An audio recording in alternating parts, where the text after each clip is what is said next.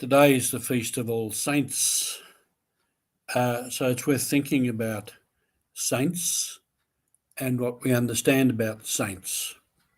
This is Roger from the MSC Mission Office, and you're with Mission Alive. All of us were given the commission to go and proclaim the good news to all people. And as I've said here before, to do that, we have to live out the good news ourselves. And the only way to do that is to know and come closer to Jesus Christ every day. Saints are people that the church puts up there as examples for us, but also in recognition of an extraordinary Christian life. However, I recall that St. Paul referred to all the believing members of the community as the saints. Not in the sense that we have now. We think of saints as those who are recognised by the church, either beatified or known as blessed, or as canonised and known as saint. I'd like to reflect on the more ordinary saints, some of whom I might be talking to right now. Some of you might be saints, or all of us might be saints. So what does it constitute to be a saint? For those recognised by the church recognises not only did they live out what they believed and do extraordinary work in the name of Jesus Christ, but were outstanding. And they are, as we know, men and women, old and young, lay people, religious priests, bishops, the whole works, and they did works in all kinds of fields. Some for their work might even be intellectual work, charitable work, working with people in remote areas, working with people in cities, all kinds of things that they did to live out their calling as a Christian person and to proclaim the good news. Many of us, perhaps all of us, try to live out our Christian faith as best we can. We are not perfect. All these saints were not perfect.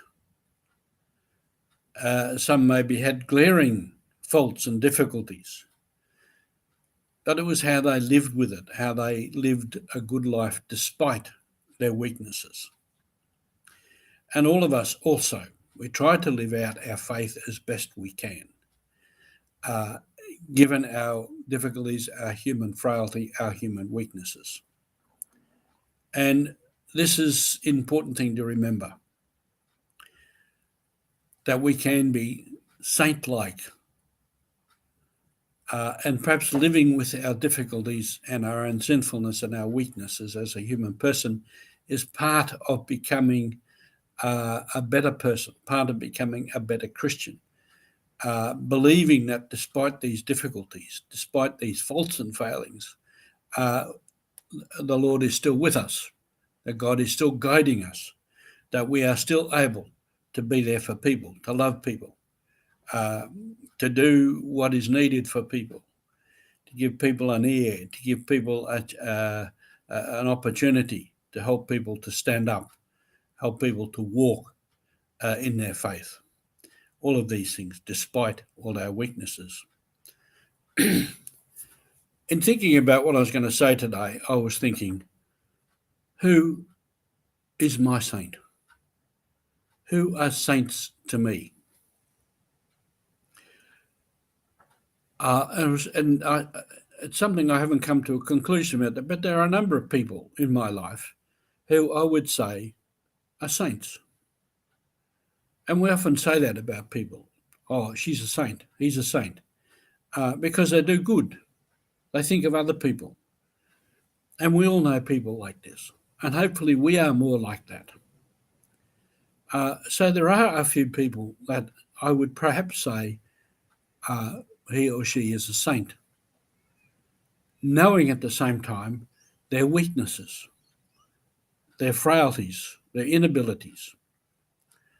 But despite that, they live a good life and a faithful life.